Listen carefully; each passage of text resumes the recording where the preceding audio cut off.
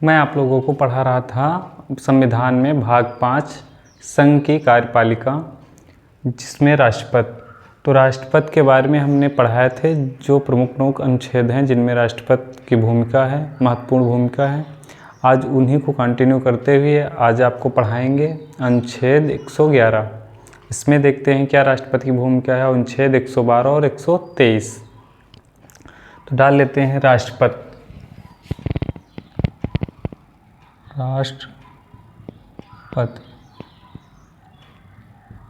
ये हमने पहले बता दिया है, भाग 5 में आता है, संविधान के भाग 5 में।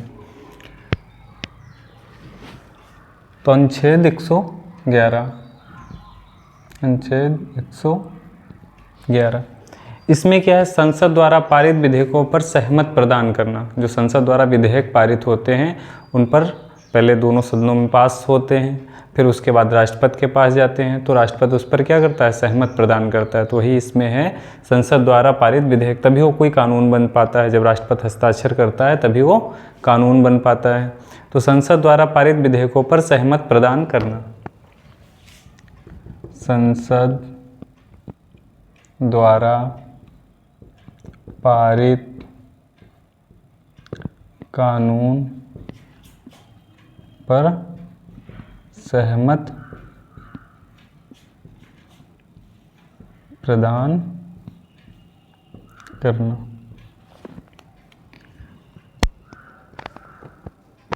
तो जब विधेयक राष्ट्रपति की सहमति के लिए जाता है तो उसके पास 3 विकल्प होते हैं।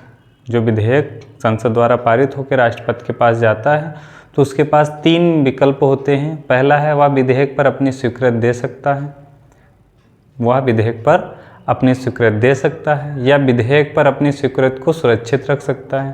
भाई अपनी पहली बात है कि अगर वो विधेयक पर उसको पास कर दे, या फिर उसको सुरक्षित रख ले, या फिर विधेयक यदि धन विधेयक नहीं है तो संसद के पुनर्विचार के लिए लौटा सकता है, या तो वो संसद को दोबारा वापस कर दे पुनर्विचार के लिए। लेकिन धन विधेयक मामलों में नहीं होता है। तो ये लिख लेते हैं, जब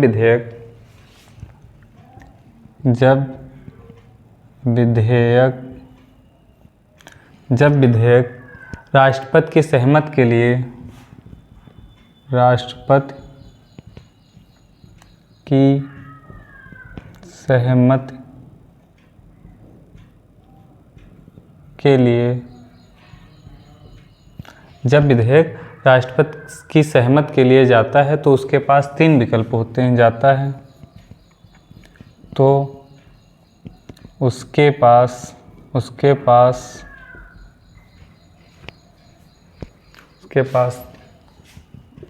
3 विकल्प होते हैं। तो पहला विकल्प कौन सा होता है, वह विधेयक पर अपनी सहमति दे सकता है, वह विधेयक पर अपनी स्वीकृति दे सकता है, या सहमत स्वीकृति दे सकता है, अपनी स्वीकृति दे सकता है। दूसरा है, विधेयक पर अपनी स्वीकृति को सुरक्षित रख सकता है, विधेयक पर अपनी स्वीकृति को सुरक्षित रख सकता है। एक प्रकार से रोक सकता है, वो अपने पास ही रख लिया उसने। फिर तीसरा है, वह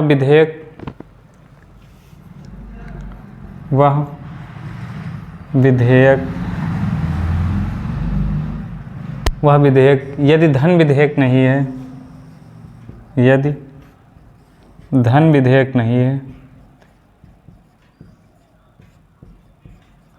वह विधेयक यदि धन विधेयक नहीं है तो संसद के पुनर्विचार के लिए वो लौटा सकता है।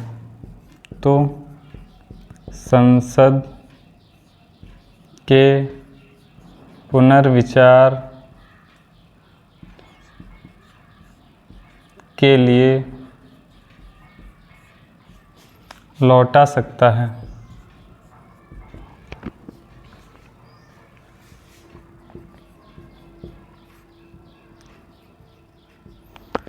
धन विधेयक नहीं है तो वो पुनर्विचार के लिए वो लौटा सकता है। तो हमने यहाँ बताया जब विधेयक राष्ट्रपति की सहमति के लिए होता है उसके पास 3 विकल्प होते हैं। जब विधेयक राष्ट्रपति की सहमति के लिए आता है तो उसके पास 3 विकल्प होते हैं।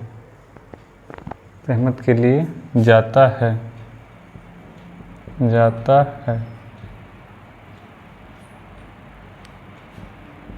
तो उसके पास 3 विकल्प होते हैं। पहला, वह विधेयक पर अपनी स्वीकृति दे देता है, या दूसरा है विधेयक पर अपनी स्वीकृति को सुरक्षित रख लेता है या अपने पास विधेयक को रख लेता है, या तीसरा है वह विधेयक यदि धन विधेयक नहीं है तो संसद को पुनर्विचार के लिए वो लौटा सकता है।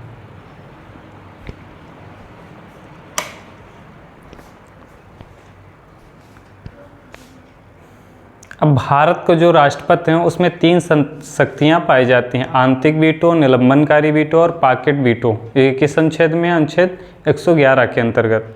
तो लिख लेते हैं भारत के राष्ट्रपति,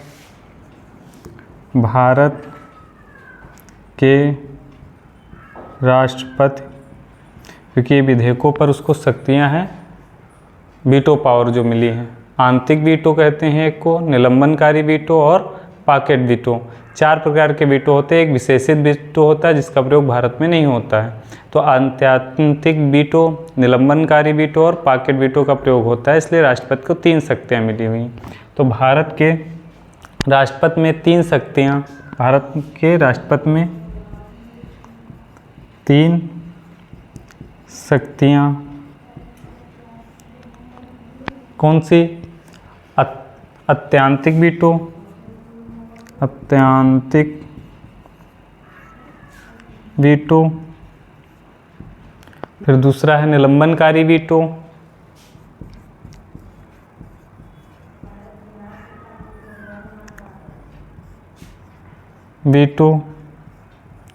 और पॉकेट वीटो।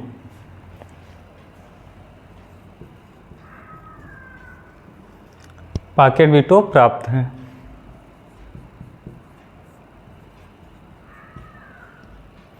तो भारत के राष्ट्रपति में 3 शक्तियाँ, आंतरिक वीटो, निलंबनकारी वीटो और पॉकेट वीटो प्राप्त हैं। तो अब एक एक करके देखेंगे इसको। अत्यांतिक वीटो,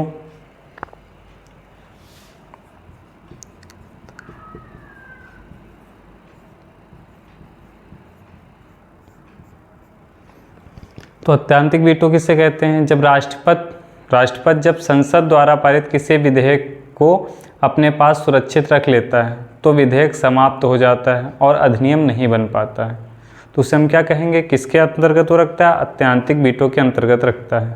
यानी अगर कोई विधेयक है उसको अपने पास सुरक्षित रख ले तो विधेयक समाप्त हो जाता है और अधिनियम नहीं बन पाता है। इसे हम क्या कहेंगे? राष्ट्रपति की कौन सी शक्ति कहेंगे? अत्यांतिक वीटो कहेंगे। तो लिख लेते हैं राष्ट्रपति जब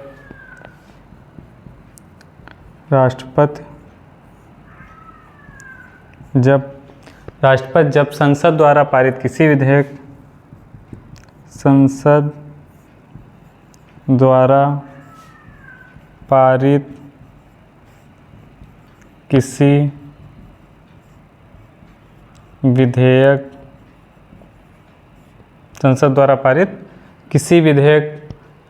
को अपने पास सुरक्षित रख लेता है,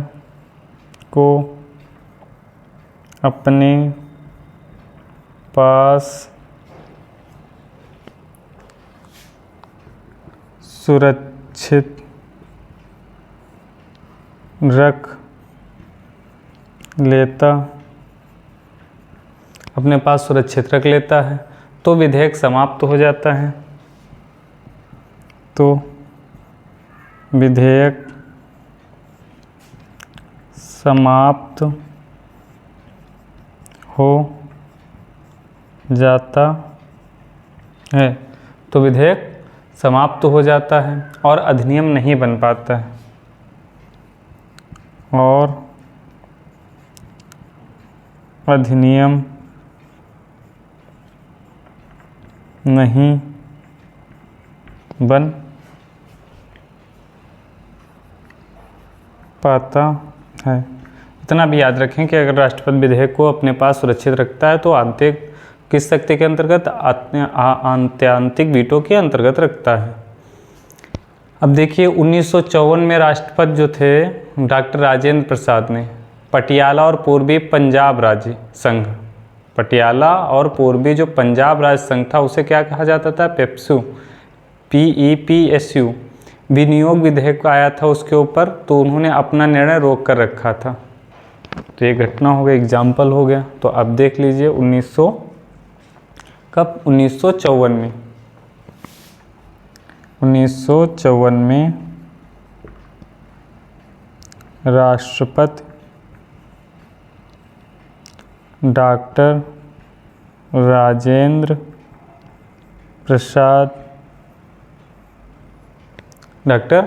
राजेंद्र प्रसाद ने पटियाला और पूर्वी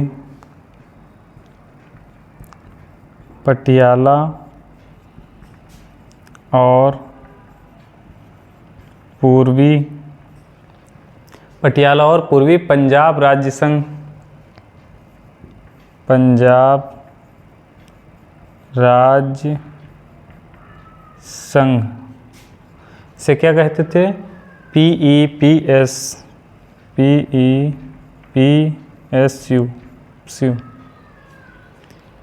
विनियोग विधेयक पर अपना, ये कौन सा, पटियाला और पूर्वी पंजाब राज्य संघ विनियोग विधेयक आया था, उस पर उसको क्या किया था 1954 में डॉक्टर राजेंद्र प्रसाद ने अपने पास सुरक्षित रख लिया था। तो लिख लेते हैं विनियोग विधेयक पर, विनियोग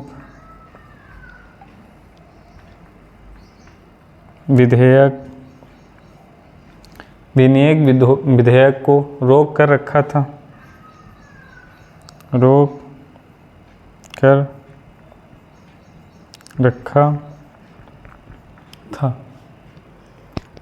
अब उसके बाद 1991 में राष्ट्रपति थे डॉक्टर R वेंकट रमण द्वारा संसद सदस्य वेतन भत्ता और पेंशन संशोधन विधेयक आता है, उसको भी इन्होंने रोक के रखा था। किसके अंतर्गत, आत्यांतिक वीटो के अंतर्गत। तो 1991 में राष्ट्रपति 1991 में राष्ट्रपति डॉक्टर R वेंकट रमण डॉक्टर R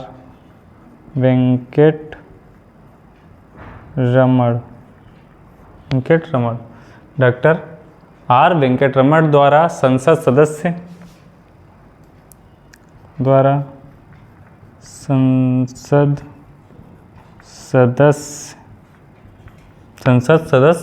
वेतन भत्ते और पेंशन,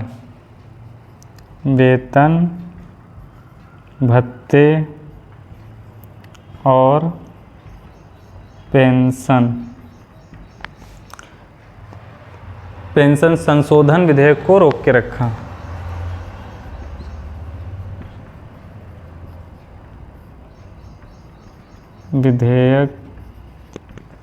संशोधन विधेयक को रोक कर रखा। तो दो एग्जाम्पल हो गए, एक 1994 में राष्ट्रपति डॉक्टर राजेंद्र प्रसाद ने पटियाला और पूर्वी पंजाब राज्य संघ विनियोग विधेयक को रोक लिया था, और 1991 में राष्ट्रपति डॉक्टर R वेंकट रमण द्वारा संसद सदस्य जो वेतन भत्ते और पेंशन संशोधन विधेयक था उसको भी उन्होंने रोक के रखा था। किसके अंतर्गत, आत्यांतिक वीटो के अंतर्गत रखा था।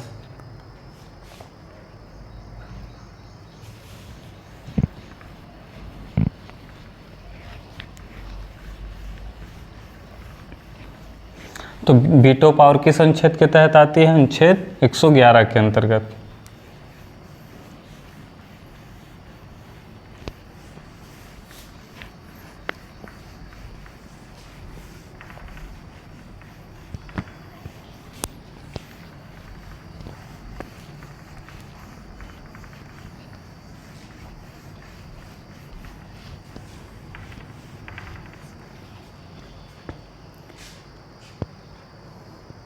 अब आता है वीटो आपका निलंबनकारी वीटो।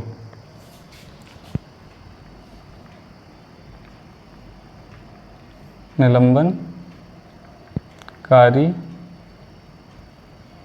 वीटो। तो निलंबनकारी जो वीटो तुम्हारा है, जब राष्ट्रपति संसद द्वारा पारित किसी विधेयक को संसद के पुनर्विचार के लिए लौटाता है।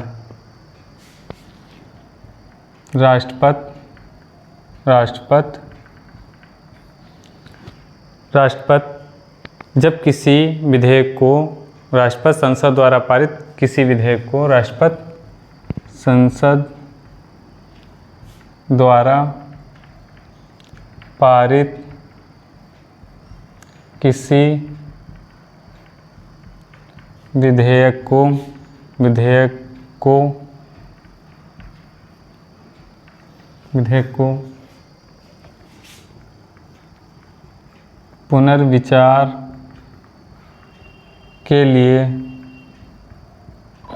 पुनर्विचार के लिए लौटाता है।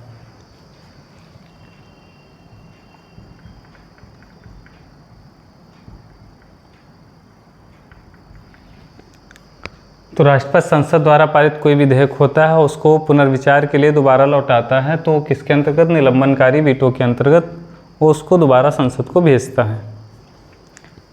अब इसमें जो धन विधेयक के मामले में इस वीटो का प्रयोग नहीं होता है, क्योंकि वो लौटा ही नहीं सकता है। तो लिख लेते हैं नोट करके, धन विधेयक के मामले में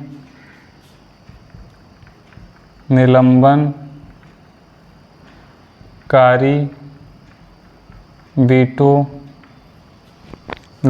वीटो का प्रयोग नहीं होता है। निलंबनकारी वीटो का प्रयोग नहीं होता है। अब इसके बाद आता है पॉकेट वीटो।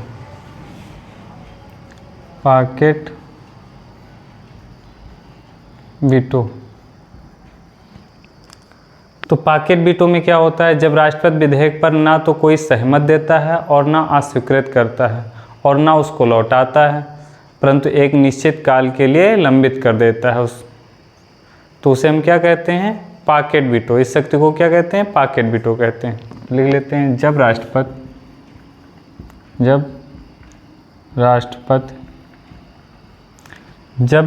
राष्ट्रपति विधेयक पर ना तो कोई सहमत देता है, विधेयक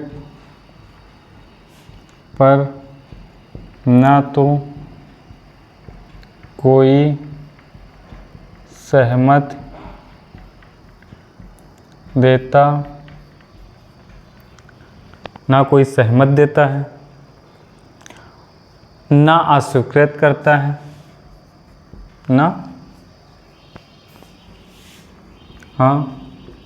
स्वीकृत करता है, ना अस्वीकृत करता है और ना ही लौटाता है,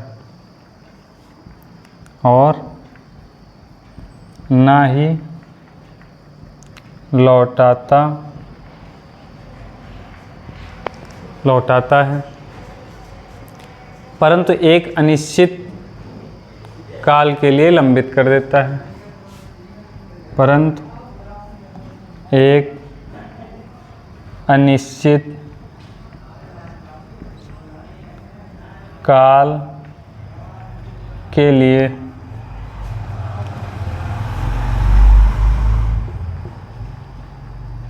विधेयक को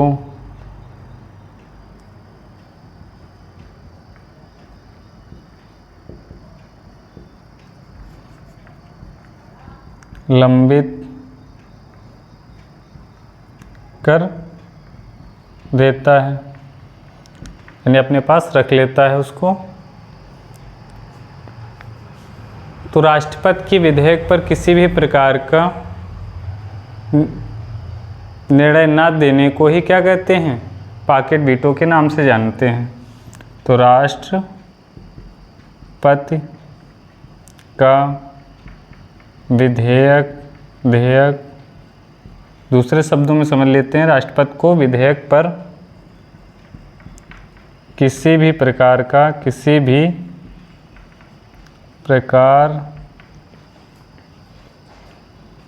का निर्णय न देने की शक्ति को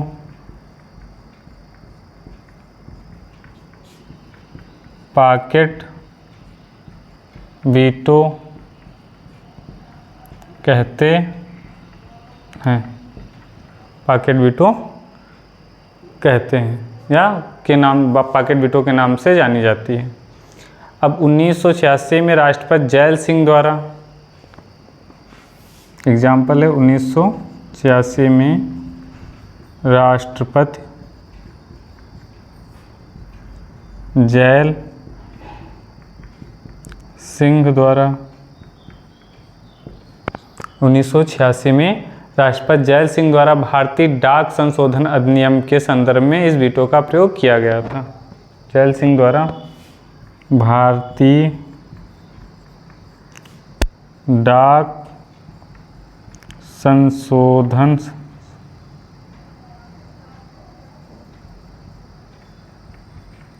विधेयक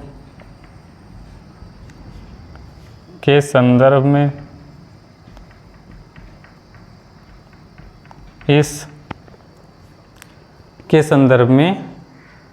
इस वीटो का प्रयोग किया गया था। वीटो का प्रयोग यानी पॉकेट वीटो का प्रयोग किया गया था,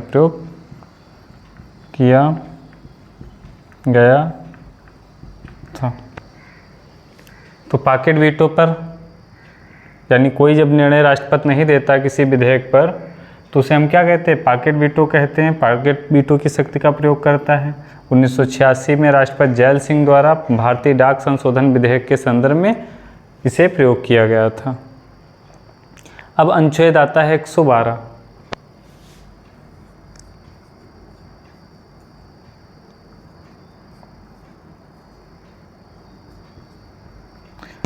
तो हमने अनुच्छेद 111 में पढ़ लिया, राष्ट्रपति को जो शक्ति थी विधेयकों पर सहमति प्रदान करने की, वो किससे संबंधित है, अनुच्छेद 111 से संबंधित है। यानी वीटो अंत्यात्विक वीटो के है, चाहे निलंबनकारी वीटो के है, चाहे पॉकेट वीटो, ये तीनों शक्तियाँ किस अनुच्छेद में हैं, अनुच्छेद 111 में। अब 112 में क्या है, संघीय बजट, जिसे उसमें हमारे संविधान में वर्णित है वार्षिक वित्तीय विवरण के नाम से, लिख लेते हैं संघीय बजट। संघीय बजट वार्षिक वित्तीय विवरण, वार्षिक वित्तीय विवरण। तो राष्ट्रपति प्रत्येक वित्तीय वर्ष के लिए सरकार की वित्तीय गतिविधियों का विस्तृत विवरण प्रस्तुत करेगा, जो किसमें अनुच्छेद 112 में दे रखा है कि राष्ट्रपति प्रत्येक जो वित्तीय वर्ष है, हर साल जो वित्तीय वर्ष आता है उसके लिए सरकार की वित्तीय गतिविधियों को विस्तृत विवरण प्रस्तुत करेगा। जो वित्तीय गतिविधियां सरकार करने वाली है उसके बारे में विस्तृत विवरण प्रस्तुत करेगा, जिसमें राजस्व और पूंजी दोनों खाते शामिल होंगे। एक राजस्व खाता होता है और एक पूंजी खाता होता है, दोनों इसमें यानी वार्षिक वित्तीय विवरण में शामिल होंगे। तो अब राष्ट्रपति स्वयं तो रखता नहीं, तो वित्त मंत्री के माध्यम से संसद के पटल पे वो रखवाता है। जिम्मेदारी किसकी होती है, राष्ट्रपति की होती है। तो इसमें बताया गया, इसीलिए राष्ट्रपति में आप 112 अनुच्छेद को पढ़ रहे हो। तो राष्ट्रपति प्रत्येक वित्तीय वर्ष के लिए लिख लेते हैं, राष्ट्रपति प्रत्येक वित्तीय वर्ष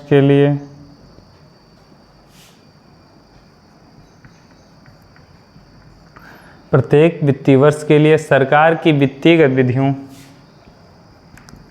सरकार की वित्तीय गतिविधियों, सरकार की वित्तीय गतिविधियों का विस्तृत विवरण प्रस्तुत करेगा। गतिविधियों का विस्तृत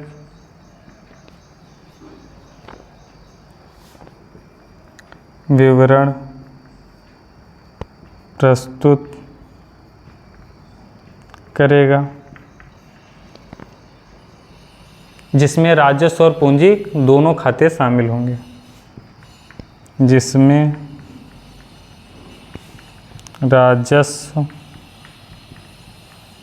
और पूंजी दोनों खाते शामिल होंगे। यह अनुच्छेद किस में है? 112 में दे रखा है। अब उसके बाद अनुच्छेद 123 लिख लेते हैं। अनुच्छेद 123 1 2 3 स्टार्ट। तो इसमें क्या है? राष्ट्रपति की अध्यादेश जारी करने की शक्ति। भाई जिससे दोनों संसद के दोनों सत्र ना चल रहे हों तो क्या करता है? अध्यादेश के माध्यम से वो काम अपन चला सकता है, नियम कानून बना सकता है। तो इसको कैसे याद रखेंगे? कोई काम स्टार्ट करने के लिए 1 2 3 काउंट किया जाता था, तो इस तरह यानी संसद में कोई काम चलाने के लिए या कोई नियम कानून बनाने के लिए संसद में नहीं, जब संसद सत्र ना चल रहे हों तब राष्ट्रपति के द्वारा अध्यादेश जारी किया जाता है। तो लिख लेते हैं, राष्ट्रपति की अध्यादेश जारी करने की शक्ति। राष्ट्रपति की अध्यादेश जारी करने की शक्ति।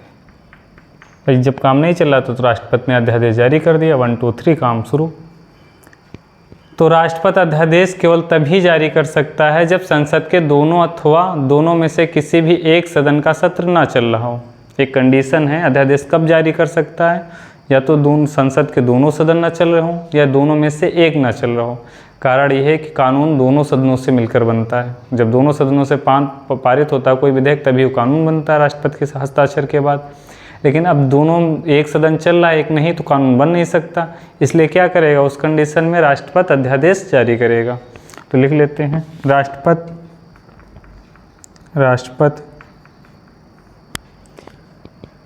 अध्यादेश केवल तभी जारी कर सकता है, राष्ट्रपति अध्यादेश केवल तभी जारी कर सकता है, राष्ट्रपति अध्यादेश केवल तभी जारी कर सकता है जब संसद के दोनों अथवा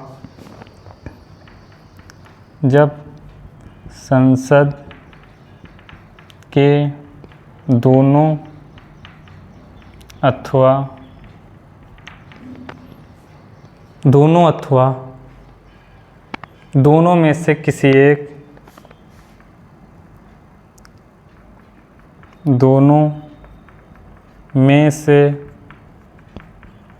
किसी एक सदन का सत्र ना चल रहा हो, एक सदन का सत्र ना चल रहा हो, तो राष्ट्रपति अध्यादेश केवल तभी जारी कर सकता है जब संसद के दोनों अथवा दोनों में से किसी एक सदन का सत्र ना चल रहा हो।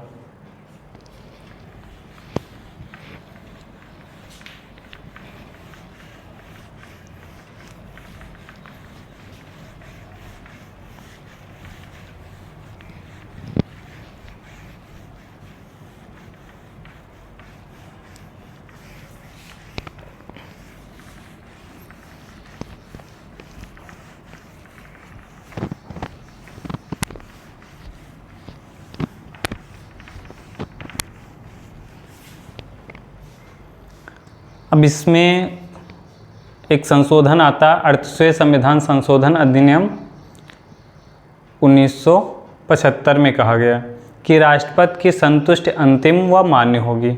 तथा न्यायिक समीक्षा से परे होगी, यानी न्यायिक समीक्षा नहीं की जाएगी। जो राष्ट्रपति संतुष्ट होगा कि अध्यादेश जारी किया जा सकता है और उसकी मान्य होगी, वो उसकी संतुष्टि अंतिम होगी।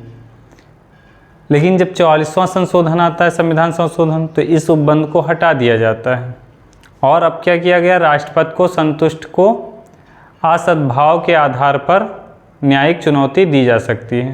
यानी अगर असद्भाव किसी कारणवश वो संसद का सत्र रोक दे और उसके बाद वो क्या करे, अध्यादेश जारी कर दे, तो इस अगर प्रकार से असद्भाव के भाव से वो जारी करता है अध्यादेश, तो उसकी न्यायिक चुनौती दी जा सकती है, न्यायालय में उसको चुनौती दी जा सकती है। तो लिख लेते हैं 38वें संविधान संशोधन अधिनियम, 38वें संविधान संशोधन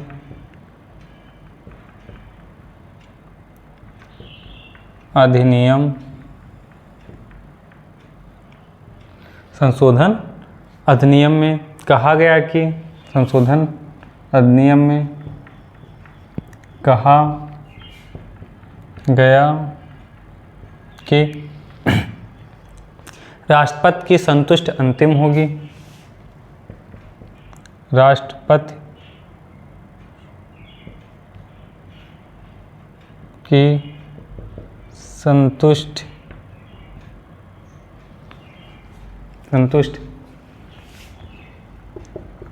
अंतिम होगी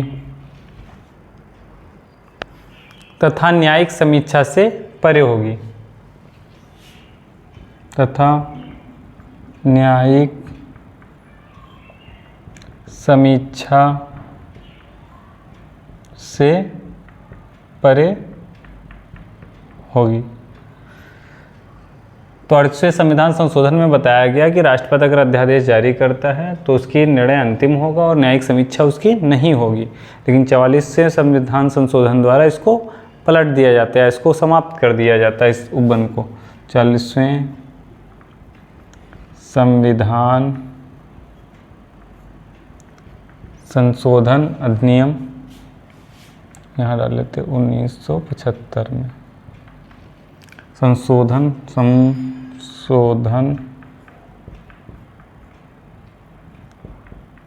अधिनियम, संशोधन अधिनियम 44वें संविधान संशोधन अधिनियम द्वारा इस अब उपबंध को हटा दिया गया, द्वारा इस उपबंध को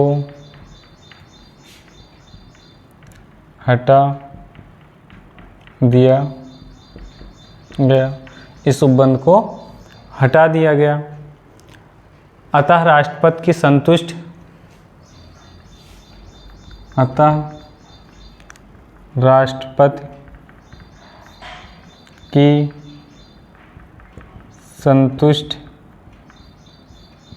संतुष्टि असद्भाव के आधार पर, असद्भाव के आधार पर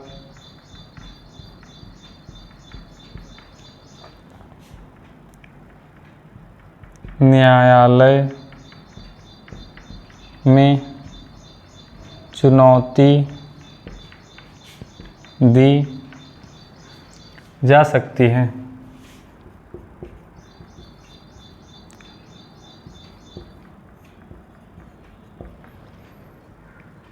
तो असद्भाव का मतलब ये है कि अगर जैसे कहीं राष्ट्रपति ने संसद के सत्र को रोक दिया और उसके बाद जो है अध्यादेश जारी किया, तो इस आधार पर चुनौती उसको दी जा सकती है न्यायालय में। पहले 38वें संविधान संशोधन में ऐसा नहीं था, जो निर्णय लेता वो अंतिम होता। अच्छा, अध्यादेश समय,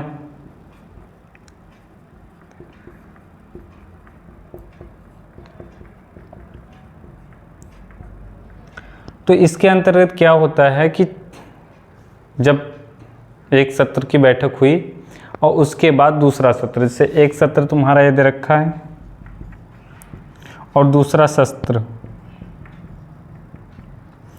तो इस सत्र के बाद जब दूसरा सत्र शुरू होता है तो उसके 6 सप्ताह में के अंतर्गत पारित करना होता है। कितना?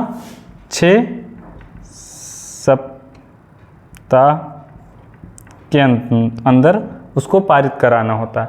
अच्छा, सत्र 2 सदन है तो हो सकता है पहले एक सदन शुरू करे, लास्ट में कुछ समय के बाद दूसरे सदन का सत्र स्टार्ट हो। तो उस कंडीशन में जो दूसरा सत्र होगा, अब 2 सदन है, 2 सदन, तो सपोज दैट ये सदन का पहले स्टार्ट हो गया 15 तारीख को और दूसरे सदन का 30 तारीख को, फर्स्ट सदन का और सेकंड सदन का। तो अब इनके जो ये 30 तारीख है इससे 6 सप्ताह काउंट होंगे, उसको क्या होना चाहिए? पारित हो जाएगा तो कानून बन जाएगा। अब देखो, एक सत्र और दूसरे सत्र के अंतर का गैपिंग कितना होता है? 6 महीने से ज़्यादा नहीं होना चाहिए। तो एक ये भी कंडीशन है कि 6 माह की अवधि होती है और जब सत्र चल रहे होते हैं कोई संसद का तो लास्ट से 6 सप्ताह काउंट किया जाता है। 6 माह और सत्र चलने शुरू होने के दौरान, शुरू होने के दौरान 6 सप्ताह। ठीक, तो ये समय हो गया। अब आगे की अनुच्छेद अगले क्लास में हम आपको पढ़ाएंगे।